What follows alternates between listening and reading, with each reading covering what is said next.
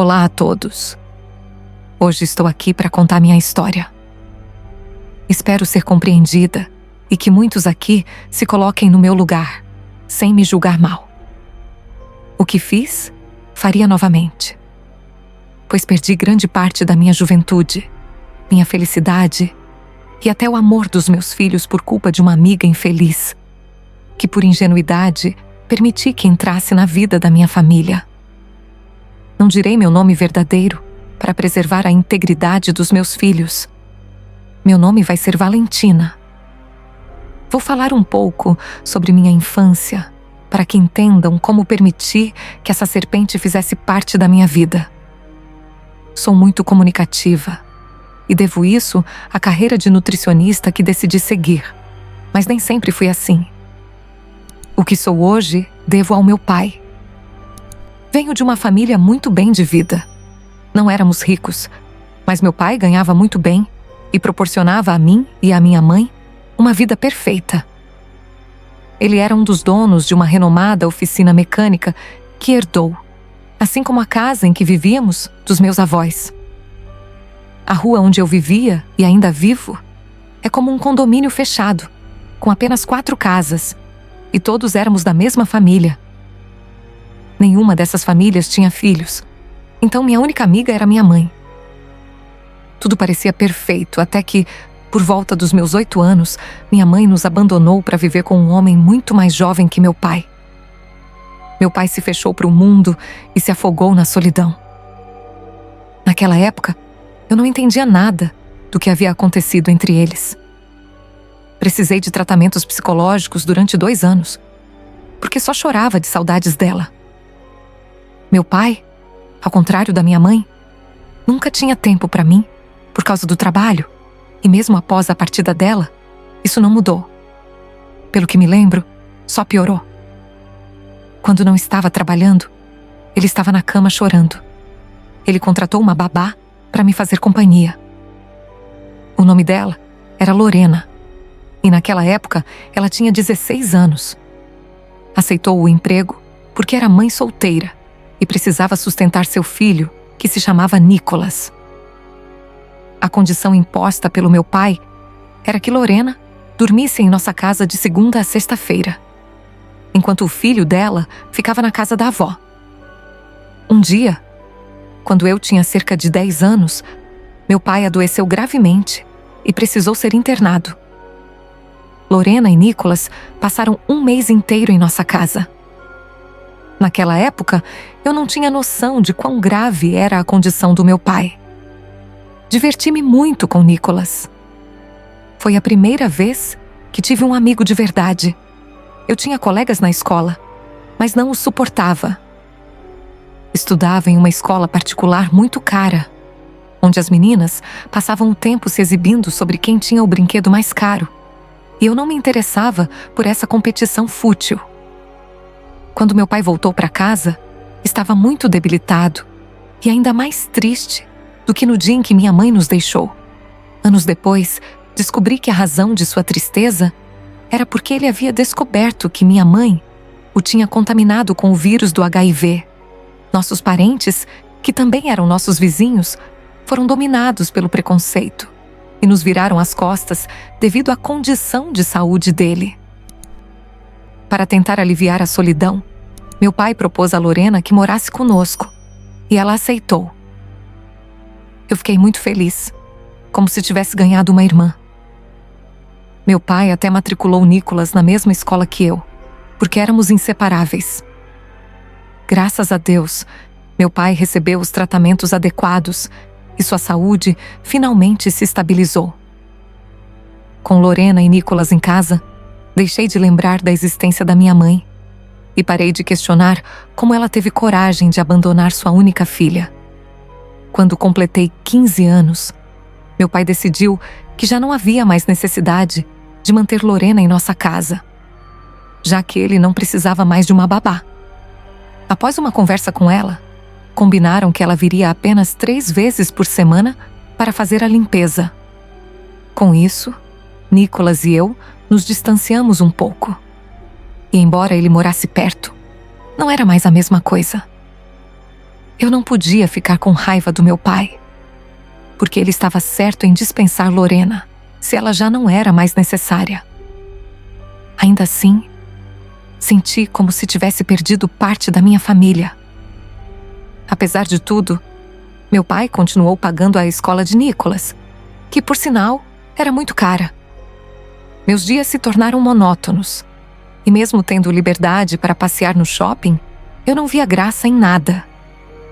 Então, meu pai sugeriu que eu praticasse algum tipo de esporte para me distrair. Segui o conselho dele e comecei a fazer aulas de dança do ventre em uma academia do nosso bairro. Convenci meu pai a pagar essas aulas para Nicholas também. Assim poderíamos nos encontrar com mais frequência. Acho que isso comoveu Lorena, porque ela começou a trazer Nicholas sempre que vinha limpar a casa e até permitia que ele dormisse lá de vez em quando. 2 meses depois de começar as aulas de dança do ventre, eu conheci alguém que mudaria tudo. Gustavo. Ele fazia musculação na mesma academia. Tinha 17 anos naquela época. Foi amor à primeira vista, tanto para ele quanto para mim. 15 dias após começarmos a namorar, o levei para conhecer meu pai. Nesse mesmo período, Nicholas se envolveu com uma garota e teve a coragem de abandonar os estudos para morar com ela, faltando pouco para concluir. Em pouco tempo, Gustavo e eu ficamos noivos, sabendo que casaríamos em breve. Meu pai reformou a casa, deixando-a bem ampla, pois nosso terreno era grande, e construiu mais 2 andares. A intenção dele era que Gustavo e eu morássemos no andar de baixo. Antes de completarmos 18 anos, nos casamos, mas eu não deixei meus estudos para cuidar da casa ou trabalhar. Iniciei a faculdade de nutrição e Gustavo decidiu estudar medicina, aconselhado por meu pai, que o via mais como um filho do que como um genro.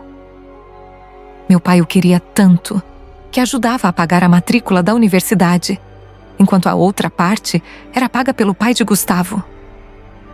Com meu casamento, meu pai já não viu necessidade de manter Lorena como funcionária e a demitiu. Aos 20 anos, fiquei grávida, mas ainda assim não abandonei meus estudos. Foi difícil, mas segui em frente, firme e forte. Logo nasceu minha princesinha, Alice. A presença de Lorena em minha vida foi crucial, então a contratei para ser a babá da minha filha. Sentia-me feliz e realizada, ao lado de um homem maravilhoso e amoroso. Naquela época, Nicholas já havia terminado seu relacionamento com a namorada e voltado a morar com a mãe. Eu a convidei para ser madrinha de Alice, e ela adorou o convite. Após o batizado, começou a frequentar minha casa 2 ou 3 vezes por semana para cuidar da Alice. Quando terminei meus estudos e pós-graduação, comecei a trabalhar em uma clínica com outros 2 profissionais experientes. Trabalhar lá foi um impulso para conquistar meus próprios clientes. Nessa época, eu tinha 27 anos. Gustavo acabava de se formar e decidiu continuar seus estudos para se especializar em medicina do estilo de vida. Mesmo assim, durante o dia, ele trabalhava em uma clínica, o que nos permitiu ter um estilo de vida ainda melhor. Meu salário, junto com o dele, nos possibilitou conquistar muitas coisas. Quero que saibam que não estou descrevendo tudo isso para me exibir. Quero que entendam o motivo pelo qual destruí a vida da mulher que roubou minha felicidade. 8 anos após o nascimento de Alice, fiquei grávida novamente. Esse segundo filho não estava nos meus planos, mas quando nasceu Enzo, decidi parar de trabalhar por um tempo, e Lorena me substituiu como babá. A presença de Lorena em minha casa era fundamental, pois, embora minha filha já tivesse 8 anos, ela ainda era muito dependente de mim. Se não fosse por Lorena, eu não seria o que sou hoje, pois não conseguiria lidar com 2 filhos sozinha. Quando Gustavo finalmente concluiu sua especialização, decidiu abrir seu próprio imóvel com um consultório dentro. Naquela época, Enzo já tinha 3 anos. Então voltei ao mercado de trabalho e comecei a trabalhar com ele. Não era um imóvel qualquer. Nosso projeto tinha como objetivo atrair clientes da alta sociedade. Decidi fazer uma especialização em nutrição esportiva para me aprimorar ainda mais nesse campo. Tivemos a sociedade perfeita e, em pouco tempo, o empreendimento foi um grande sucesso. Cuidávamos da saúde de grandes empresários e artistas famosos. A presença de Lorena era crucial, pois ela era como uma segunda mãe para meus filhos. Não vimos necessidade de mudar de bairro, então reformamos nossa casa e ela ficou irreconhecível, de tão linda. Aproveitamos o tamanho do terreno e colocamos uma piscina maravilhosa. Também construímos uma área de lazer com churrasqueira e um salão de jogos. Gustavo comprou uma BMW conversível e eu também entrei no mundo dos carros de luxo. Apesar da vida tão ocupada, Gustavo e eu nunca negligenciamos nossos filhos e sempre estávamos muito presentes em suas vidas. Todos os finais de semana, fazíamos algo diferente, além de muitos passeios em família por todo o país. Vale mencionar que sempre fui uma mãe maravilhosa para meus filhos, principalmente por ter sido abandonada pela minha mãe. Eu me esforçava ao máximo para ser a melhor mãe do mundo. Queria dar aos meus filhos tudo o que não tive de minha mãe. No entanto, não conseguia esconder o fato de que eles preferiam seu pai. Um dia, precisei fazer uma viagem de fim de semana para participar de um congresso em outro estado. Enzo já não era tão dependente de mim. Tinha 7 anos e podia ficar em casa com a irmã de 14 anos e com o pai. Deixei claro que não era necessário que Lorena ficasse em minha ausência, não porque achasse algo de errado, mas porque nosso acordo de trabalho não incluía os finais de semana. Na noite de sexta-feira, viajei a contragosto.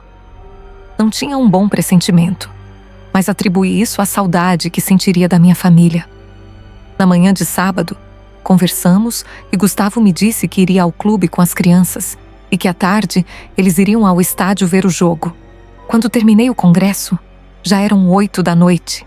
Então liguei para Gustavo, que me disse que as crianças já estavam na cama, devido ao dia cansativo. Ele não quis falar muito comigo, alegando também estar cansado. Naquela noite, nem dormi bem. O pressentimento era forte, mas me convenci de que era só cansaço. No domingo, meu congresso era o dia inteiro e a primeira palestra começava às 8 da manhã. Então não liguei para casa para não incomodá-los. Meu voo estava marcado para as 9 da noite. Quando cheguei ao aeroporto, Gustavo e nossos filhos estavam lá esperando por mim. A sensação de desconforto era tão grande que eu chorei muito quando os vi e agradeci a Deus por todos estarem bem. No caminho de casa, todos estavam em silêncio. Estranhei, pois os 3 juntos eram muito barulhentos e eu os conhecia bem. Perguntei. Mas Alice mudou de assunto e falou sobre a decepção de ver seu time favorito perder. Minha filha era o oposto de mim. Amava futebol e até fazia parte de um time feminino. Quando chegamos em casa, olhei ao redor, pois, com o comportamento deles, parecia que tinham quebrado algo na casa. Mas nada estava fora do lugar. Ao entrar na cozinha, esperava encontrar uma grande bagunça, mas tudo estava impecavelmente limpo. Então, inocentemente, perguntei a Alice se ela finalmente tinha decidido cuidar da limpeza, já que ela era uma menina incapaz de lavar o próprio prato. Ela não respondeu e se afastou sem dizer nada. Insisti na pergunta, e ela sorriu sem graça, dizendo que quem tinha arrumado a cozinha havia sido a própria Lorena. Nesse momento, fiquei muito surpresa, pois havia cancelado os serviços dela para aquele fim de semana. Comecei a questionar os 3 sobre o que Lorena havia feito ali. Foi então que Alice contou que no sábado, antes de irem ao clube, passaram no mercado e encontraram Lorena lá. Enzo ficou feliz em vê-la e insistiu para que ela passasse o dia com eles. No começo, ela recusou, mas Enzo chorou e a convenceu. Isso não me incomodou, pois Lorena sempre foi como uma irmã para mim. Então não senti ciúmes nem me importei que a acompanhassem ao clube. O que me incomodou foi o que Alice disse depois. Ela contou que Lorena pediu para que ela e Enzo não contassem que ela havia ficado a noite inteira em nossa casa. Naquele momento, um turbilhão de perguntas invadiu minha mente. Por que ela teria pedido para esconder algo tão simples se ela tinha liberdade total em minha casa?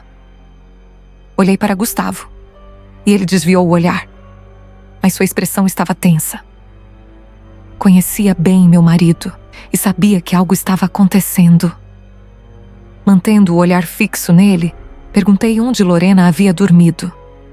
Mas foi Enzo quem respondeu, dizendo que ela tinha dormido em seu quarto. Depois disso, Gustavo disse, com uma cara de pau, que não havia como expulsá-la, já que Enzo não se separava dela e pediu que ela dormisse em seu quarto. Na verdade, meu filho sempre foi muito apegado a Lorena, desde que nasceu. Ela nem sequer quis tirar férias, mas mesmo assim, continuei com a suspeita devido ao comportamento estranho de Gustavo. Naquela noite, antes de dormir, perguntei se ele tinha algo mais para me contar. Mas ele disfarçou, afirmando que eu estava vendo problemas onde não havia nada. Abraçou-me, dizendo que me amava, e depois de uma conversa, disse que não queria esconder aquilo, só não queria que eu brigasse com nosso filho. Não fiquei convencida, mas até então não tinha motivos para desconfiar de uma traição. Então acabei acreditando nele e fui dormir mais tranquila. Na manhã seguinte, Gustavo não me procurou como de costume. Fiquei surpresa, pois desde que casamos, sempre tínhamos relações quase todas as manhãs, exceto quando ele estava nos dias de descanso. Quando questionei, ele disse que estava com uma forte dor de cabeça. Como Gustavo nunca me mentiu, não vi maldade nisso.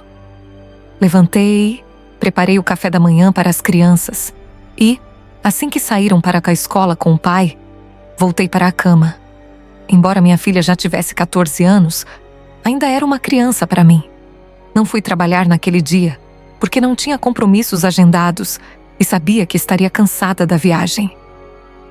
Além disso, queria estar em casa quando Lorena chegasse para trabalhar. E assim, eu ficar sozinha com ela e entender por que ela havia pedido para meus filhos esconderem a verdade. Ela costumava chegar às 10 da manhã, pois era ela quem preparava o almoço para as crianças. Lorena se surpreendeu a me ver em casa e decidi fingir que não sabia de nada, esperando que ela tomasse a iniciativa de me contar.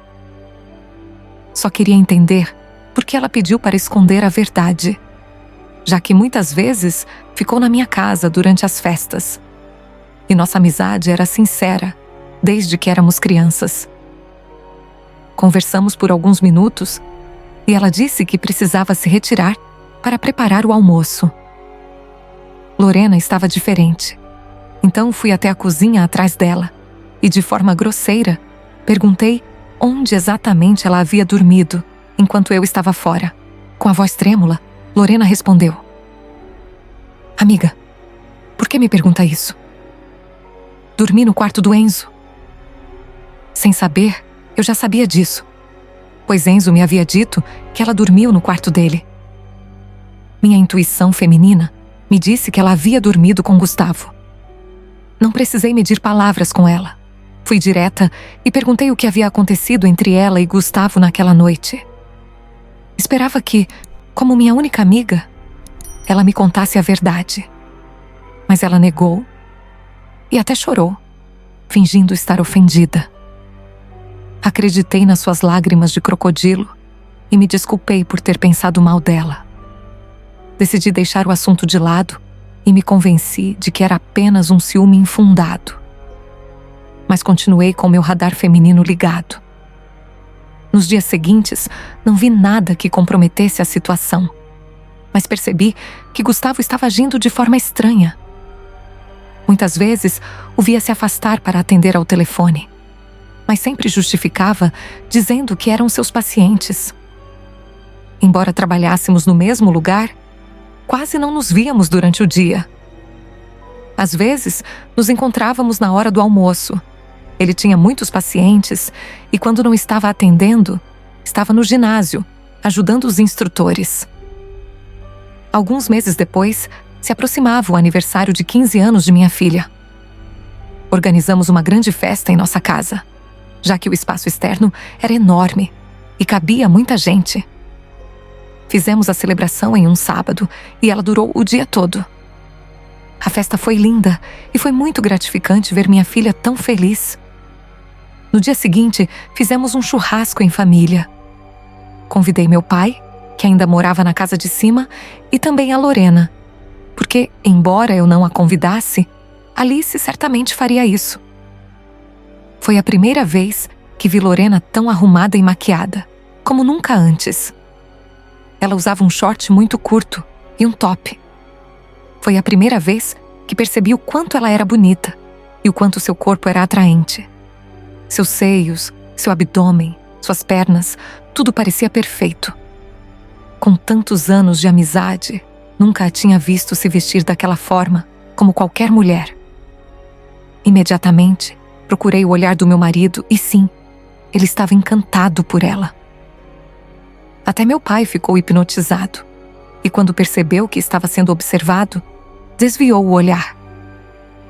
Embora estivesse acostumado a ver corpos de mulheres muito mais bonitas do que o dela todos os dias, a maneira como ele a olhou foi diferente. Era um olhar sedento. Isso arruinou o meu dia e tudo piorou quando ela tirou o short para entrar na piscina. Aquilo não parecia um biquíni, era tão pequeno. Essa atitude me pareceu uma falta de respeito para com minha família. Vi os olhares trocados entre eles, um atrás do outro. E embora Lorena tentasse disfarçar seu interesse por Gustavo, era evidente. Por respeito à minha filha, me contive. Não queria estragar sua pequena festa. No dia seguinte, chamei Lorena e pedi para nos encontrarmos em outro lugar, porque planejava demiti-la. Não estava disposta a viver com uma ameaça em minha casa. Os olhares trocados entre eles foram a gota d'água para mim. Alice já tinha 15 anos e poderia cuidar de seu irmão enquanto eu trabalhava. Eu mesma prepararia o almoço e ela só teria que aquecê-lo no micro-ondas.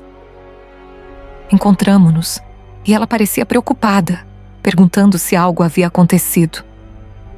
Não me contive e disse que a havia visto flertando com meu marido e que, por isso, não queria que ela colocasse os pés em minha casa novamente. Ao ouvir isso, ela se enfureceu e começamos a discutir, até o ponto em que o dono do restaurante nos pediu para sair. Finalmente, ela tirou a máscara e me confessou que ela e Gustavo estavam juntos há meses. Perdi a voz. O chão desapareceu sob meus pés e eu desmaiei. A me ver cair, ela se acalmou. Começou a chorar pedindo perdão e disse que não podia deixá-lo, porque eu amava mais do que qualquer outra coisa nesta vida. Entre lágrimas, pedi que ela me deixasse em paz. Ela obedeceu e fiquei ali, no chão, chorando sem forças para reagir. Todos me olhavam. O dono do restaurante se aproximou, desculpando-se por nos ter expulsado, e me ajudou a me levantar. Ele me levou até a cozinha do restaurante, onde fiquei até me recompor. Quando cheguei em casa, Gustavo já me esperava, e ao lado do sofá havia uma mala. Claro que ele já sabia de tudo. Pedi aos meus filhos que subissem para essa casa do meu pai e que não descessem até eu falar. Estava ferida, machucada e sem forças para discutir com ele.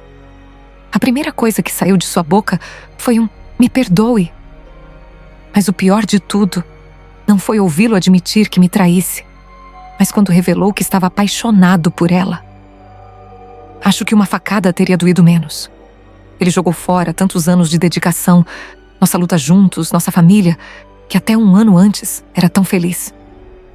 Levantei do sofá e o dei um tapa com todas as minhas forças. Ele não reagiu. Apenas se levantou, pegou a mala e foi embora. Enquanto iria para o carro, gritei para que todos soubessem o canalha que ele era. Meu pai desceu de sua casa desesperado e tentou me acalmar. Aquele foi o fim da minha vida. Só pensei que minha mãe me tivesse abandonado, mas as coisas não terminaram ali. Meu filho, a quem eu via como um menino, me contou que sabia da relação deles desde o primeiro dia. Ou seja, ele me contou que os havia escutado tendo relações enquanto eu viajava para o congresso. Fiquei completamente abismada com a falta de respeito desses dois. Alice chorou e pediu desculpas por não me contar antes, mas não o fez por medo de nos perder. No entanto, entrei em um estado de profunda tristeza. Perdi a vontade para tudo. Não tive a capacidade mental para voltar a trabalhar no mesmo lugar que ele. De fato, esse instituto foi um sucesso graças a ele. Todo o dinheiro investido ali saiu do bolso dele. Eu poderia ter revelado sua identidade, já que ele era um moralista muito conhecido. Mas isso me exporia, a mim e aos meus filhos, e não adiantaria de nada. Não tive forças nem para sair de casa durante esse período para iniciar o processo de divórcio. Minha sorte foi não estar sozinha nisso. Meu pai esteve ao meu lado o tempo todo. Só encontrei forças para seguir em frente porque tinha que cuidar dos meus filhos, que também estavam sofrendo com a ausência de seu pai. Perdi 10 quilos nesse mês. Meu pai contratou um advogado para iniciar o processo de divórcio.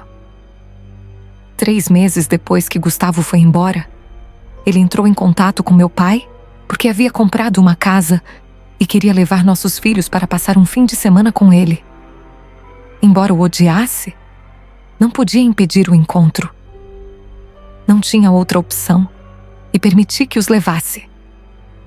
Quando Enzo voltou para casa depois desse fim de semana, disse que queria morar com seu pai. Senti-me destruída, mas não podia impedir que meu filho fosse feliz. No mês seguinte, ele foi.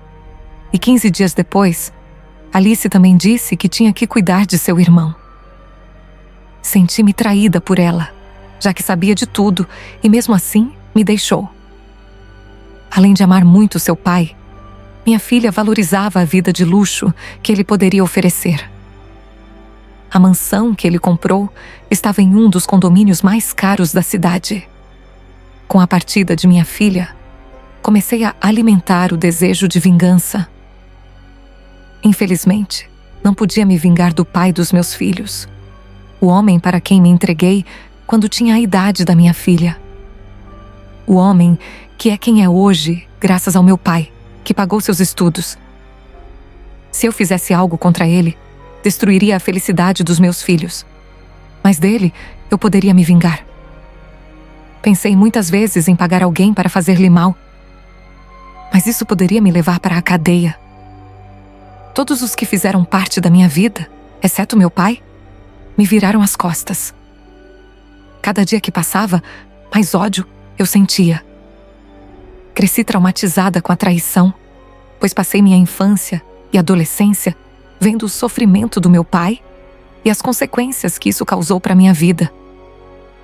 Para meu pai, as marcas da traição serão eternas, porque ele carrega esse maldito vírus no sangue por culpa da minha mãe. Desculpem por essa mudança no tema principal do relato, mas para mim, isso é um grande desabafo. Quero que saibam porque não me arrependo de ter recorrido à magia negra, embora também esteja enfrentando as consequências. Algo que não mencionei antes, e que também não vi motivo para mencionar, é que em uma rua próxima à minha, há um terreiro de candomblé. Quase todas as semanas, há festas lá que duram até a madrugada. Eu gostava do som dos tambores, mas me assustava muito quando era criança, pelos gritos que vinham de lá e certas risadas aterradoras. Um dia, me enchendo de coragem, procurei o dono daquela casa, porque precisava me vingar de Lorena. Para minha surpresa, o Sr. Zé, o homem que recebia a entidade que ria durante as festas, me disse que estava equivocada a respeito do candomblé. Ele explicou que só trabalhava para o bem e me aconselhou a ter cuidado ao procurar alguém que trabalhasse para o mal. Nunca tínhamos conversado antes, mas o Sr. Zé Baiano me conhecia desde criança. Mesmo assim, não me envergonhei de estar lá pedindo esse favor. Insisti muito para que ele me ajudasse, pois não estava superando toda a tristeza. Ele disse que só havia uma pessoa em quem confiaria para fazer isso por mim. Mas que essa pessoa vivia no interior e, infelizmente, ele não sabia nem o número de telefone, nem o endereço dela. Mas me garantiu que conseguiria entrar em contato com ela em alguns dias. Pedi discrição e fui embora, com a ajuda financeira e psicológica do meu pai. Meses depois de Gustavo ter saído de casa, montei meu consultório e, aos poucos, fui reconquistando meus clientes. Muitos deles só vinham até mim, porque sabiam que eu havia trabalhado no Instituto do Canalha. Um dia, decidi dar uma surpresa a Enzo. Era uma sexta-feira, e o Dia das Crianças seria no dia seguinte. Então comprei um presente bonito e fui à escola dele para entregá-lo. Estacionei perto da entrada da escola e esperei no carro até que o sinal de saída tocasse. Quem levou a surpresa fui eu. Em vez do transporte escolar, quem foi buscar Enzo foi Gustavo. Na verdade, não só Gustavo, mas também Lorena. Quando o sinal tocou, ela desceu do carro e ficou em pé na porta. Eu não podia acreditar no que estava vendo, mas a pior cena foi ver meu filho sair muito feliz e abraçar ela. Senti-me invadida por uma fúria, um desejo de vingança ainda maior. Não podia acreditar que viviam como uma família feliz, e com a forma como ela estava vestida, era óbvio que estavam juntos. Passei horas tentando me recompor, porque se eu dirigisse naquele estado, poderia provocar um acidente. Quando saí de lá, fui direto à casa do Zé Baiano. Quando cheguei, ainda tremendo, ele me serviu um chá e pediu que me acalmasse.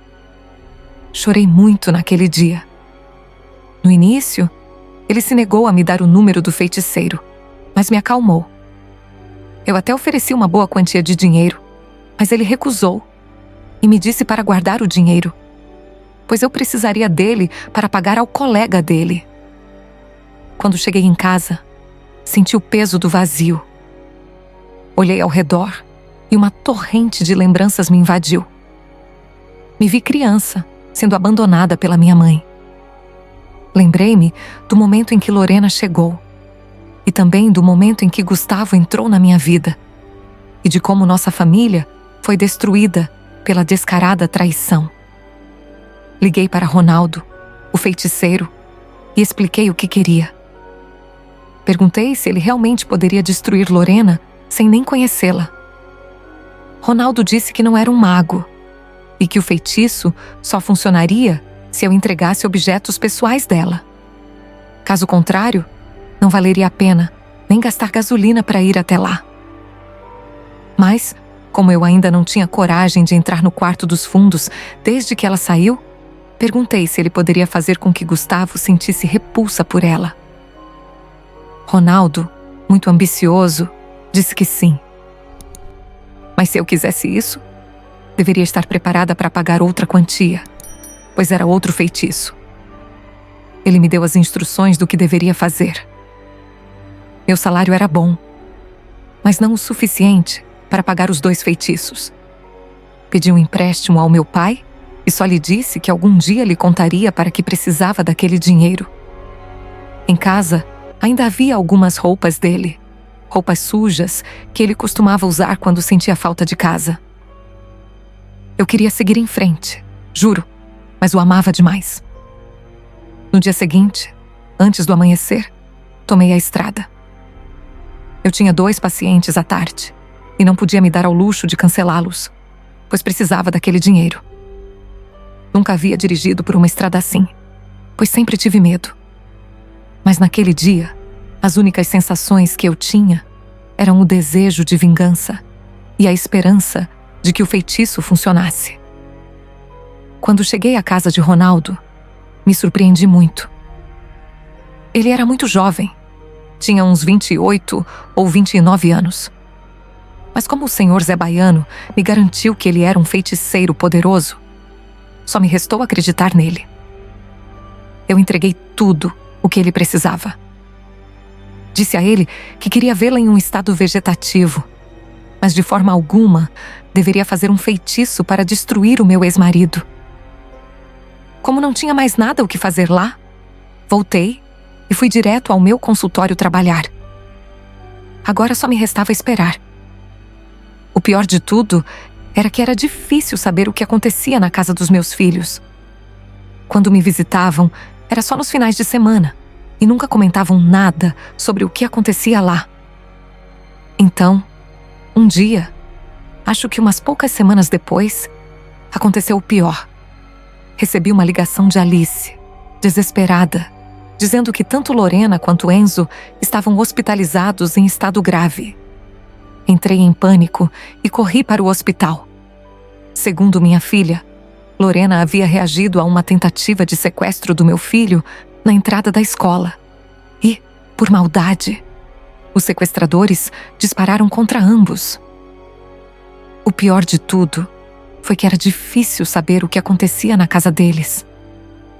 Quando meu filho finalmente saiu da UTI, ele voltou para casa e passou toda a sua recuperação comigo. Lorena não teve a mesma sorte. Enquanto abraçava meu filho desesperadamente, tentando protegê-lo de ser levado, uma das balas a atingiu diretamente na coluna vertebral, deixando-a em um estado deplorável. Ao sair do coma, a dor foi ainda maior. Ela descobriu, de forma brutal, que não poderia mais andar. O sofrimento foi indescritível, como se uma maldição tivesse caído sobre ela. O pior não era apenas a paralisia, mas o que se seguiu.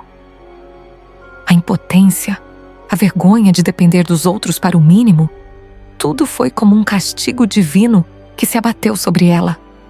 Meu ex-marido, no entanto, tem se esforçado para pagar tratamentos caros, investindo fortunas em médicos e cirurgias experimentais, tentando restaurar a vida dela como se isso fosse possível. Mas por mais que ele tente, não consigo acreditar que ela voltará a caminhar. Ela se arrasta como um fardo para ele e para todos ao redor. Segundo minha filha, uma das pernas de Lorena já está atrofiada, sem chance alguma de recuperação.